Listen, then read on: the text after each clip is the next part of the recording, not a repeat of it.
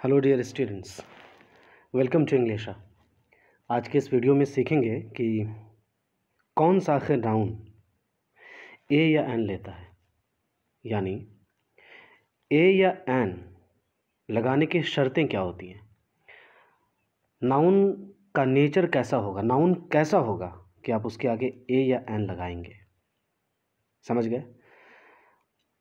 सीखो, पूरे वीडियो को देखो, समझ जाओगे, किसी भी एग्जामिनेशन में काम देगा।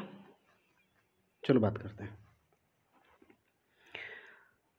ए से और एन से मीनिंग क्या आती है, पहले ये जान लो।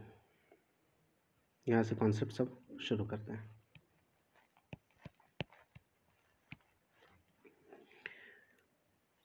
देखो, ए और एन को इंटरनेशनल स्टाइल में लिखने का ये तरीका है।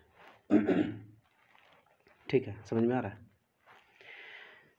ए लिखो और उसके बगल में ब्रैकेट में इन लेटर लिखो। इससे ए और एन एक ही बात है। ठीक, और इसकी मीनिंग होती है, दो मीनिंग है इसकी। ए की भी मीनिंग है एनी, और ए की एक मीनिंग है वन। मैं इसको ऐसा लिखता हूँ,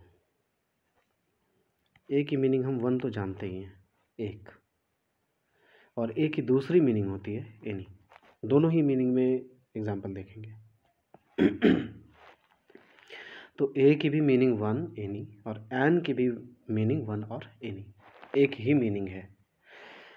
ये समझ लो कि ए और एन दोनों भाई हैं। ठीक है, अंतर किसका है सिर्फ कि ए में हम उसके बगल में सिर्फ इन लेटर लिखते हैं। ऐसा इसलिए होता है कि ए यूज़ होता है कॉन्सोनेंट साउंड के लिए, यानी जो वर्ड कॉन्सोनेंट साउंड से शुरू होता है उसके लिए हम ए लगाते हैं, और जो नाउन वर्ड वॉवल साउंड से शुरू होता है उसके लिए हम एन लगाते हैं। तो चूंकि हमारे पास दो तरह का साउंड है, इस बात को समझते जाना। एक है कॉन्सोनेंट साउंड, दूसरा है वॉवल साउंड। चूंकि दो अलग अलग साउंड है तो हमारे पास दो अलग अलग फेस है आर्टिकल का, दो अलग अलग चेहरे हैं, दो अलग अलग शक्लें हैं, एक ए दूसरा एन। समझ में आया? ए यानी आर्टिकल का ए वाला जो चेहरा है किसके लिए लगता है, कौन से साउंड के लिए? कॉन्सोनेंट साउंड के लिए। और एन वाला जो चेहरा है वो वॉवल साउंड के लिए। यही अंतर दिखाने के लिए हम सिर्फ और सिर्फ ए और एन लिखते हैं, लेकिन दोनों की मीनिंग, दोनों का इस्तेमाल बिल्कुल एक है, इसमें कहीं कोई दिक्कत नहीं है, एक जैसा है। लेकिन अब कौन कौन सी शर्तें हैं ऐसी कि ए या एन लगाएंगे, इससे पहले हम इस दोनों की मीनिंग को क्लैरिफाई करते हैं। ए से वन और ए से एनी की मीनिंग हम कैसे देख सकते हैं, जैसे ध्यान देना। एग्जाम्पल कुछ हम कहें, I have a book. Actually इसकी क्या मीनिंग है? आई हैव टू बुक्स नहीं, ए की मीनिंग है यहाँ पर one. I have one book. तो देखिए, ए से क्या मीनिंग आती है? वन की मीनिंग आती है, राइट? बहुत सारे ऐसे एग्जाम्पल्स हैं, जैसे Lucy has an apple. Lucy के पास एक सेब है। तो एन से भी देख लो मीनिंग किसकी आई। एकदम आसान है, बस बढ़ते चलो सीखते जाओगे। लूसी हैज़, एन की मीनिंग क्या हो गई यहाँ पर? One, Apple. लूसी के पास एक सेब है। डन। यानी ए और एन की मीनिंग होती है, सबसे पहले हमें मीनिंग जाननी चाहिए, इस्तेमाल उसके बाद हम जान जाते हैं। और इस्तेमाल जानना उससे भी ज़्यादा इम्पोर्टेंट है, इस्तेमाल को फंक्शन कहते हैं। यानी कि किसी भी वर्ड का हमें फंक्शन जानना चाहिए। ठीक है, यानी उसका काम जानना चाहिए, सेंटेंस में जॉब जानना चाहिए, वर्क उसका जानना चाहिए, क्या काम करता है। तो ए या एन आखिर किस मीनिंग में काम करता है, सबसे पहले हमें मीनिंग जानना चाहिए। यही रीज़न है कि ए और एन की हम मीनिंग जाने। Is it clear? तो ए और एन वन की मीनिंग में काम करता है सेंटेंस में, और ए और एन एनी की मीनिंग में काम करता है सेंटेंस में। Is it clear? अब समझना ध्यान से।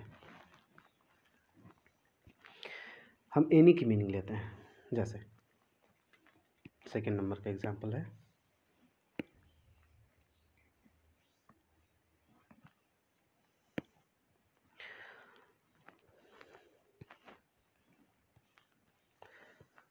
I have seen a man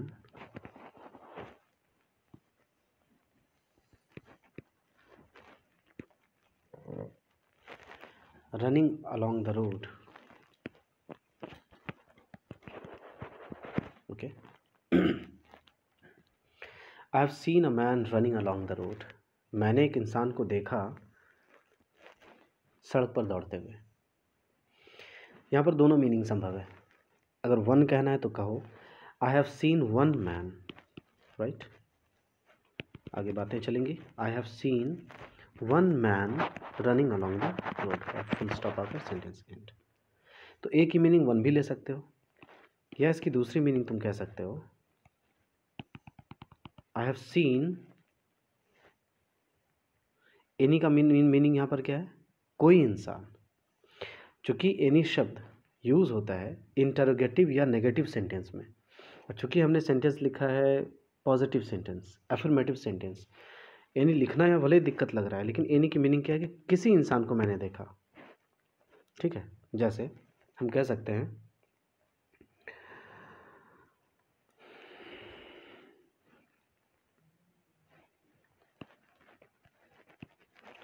इसे हम जैसे do you have any pen, तो do you have a pen. हमने क्वेश्चन किया, अभी हमने क्या किया, कहा कि इंटरोगेटिव सेंटेंस में इस्तेमाल होता है एनी का, और नेगेटिव सेंटेंस में इस्तेमाल होता है एनी का। ये एनी का जब रूल हम पढ़ेंगे तो वहाँ जान जाएंगे, इसका एनी का कॉन्सेप्ट है। तो क्वेश्चन सेंटेंस में हम एनी का इस्तेमाल करते हैं।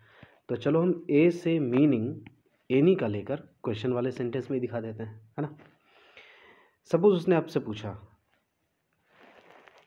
पहले तुमने पूछा do you have a pen, तो अगले ने कहा ओके यस, उसने जवाब दिया, और तुमसे उसने क्वेश्चन किया, यस का जवाब देकर तुमसे उसने पूछा, शॉर्ट में पूछा ब्लू, मतलब ब्लू इंक वाली कलम चाहिए, या उसने पूछा ब्लू और रेड, ब्लू इंक वाली कलम चाहिए या रेड इंक वाली कलम चाहिए। तुमने कहा एनी पेन, तुम्हारा जवाब क्या आया? Any pen. इसी एनी को आप गौर करो, यहाँ चले आओ लेकर, इसी मीनिंग में आपने पूछी है do you have a pen means किसी भी इंक वाली तुम्हारे पास कोई कलम है क्या? Do you have any pen, do you have any pen. Any pen means कोई भी कलम। Do you have any pen, क्या तुम्हारे पास कोई कलम है? तो मुझे दो, थोड़ी देर लिखूंगा मैं। तो ए की मीनिंग एनी आई। जैसे अ बॉय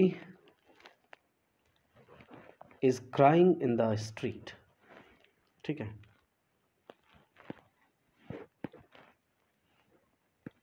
समझना, a boy is crying in the street.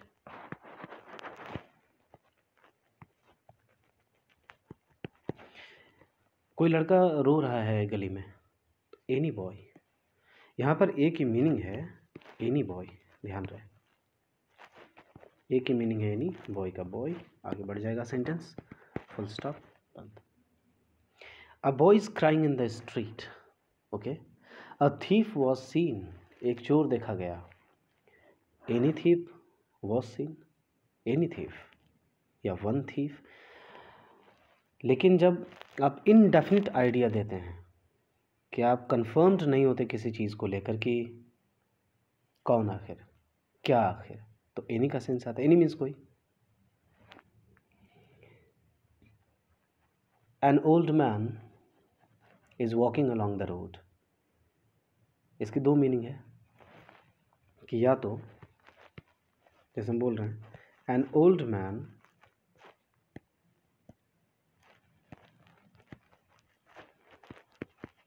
Is walking, चलो इतना ही लिखते हैं।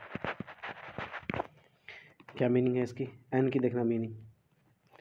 One old man is walking, ये भी ठीक है कि एक बूढ़ा इंसान चल रहा है। एन से मीनिंग वन, या फिर any old man is walking, any old man is walking, कोई बूढ़ा इंसान जा रहा है। एनी ओल्ड मैन, कोई बूढ़ा इंसान जा रहा है, चल रहा है। तो ए और एन से हम मीनिंग वन और एनी की देखते हैं। जैसे हमने कहा कि क्वेश्चन में पूछते हैं एनी का सेंस, एनी का सेंस क्वेश्चन वाले सेंटेंस में आता है, तो पूछो ऐसे, जैसे do you have an orange, या do you have an ink pot,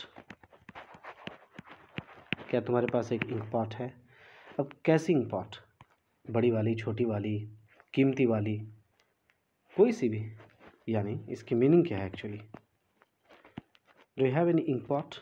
any ink pot, yes. Do you have any ink pot and the question mark, yes. तो एन से भी मीनिंग हमने एनी की देखी, एन से हमने मीनिंग वन की देखी, एन से मीनिंग हमने एनी की देखी, ए से देखो मीनिंग एनी की, यानी कन्फर्मेशन क्या आया कि ए और एन एक्चुअली दोनों भाई हैं, बस चेहरा सिर्फ अलग है।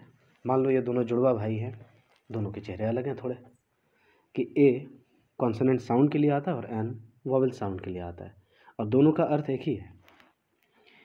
ए भी वन की मीनिंग देता है तो एन भी वन की मीनिंग देता है। एन और ए एक तरफ एनी की मीनिंग देता है। So this is the meaning of a and an. ये बात समझ में आई? अब इसके बाद हम जान लें कि नाउन आखिर किस किस तरह का होगा, तो एन लगेगा, ध्यान देना। नाउन,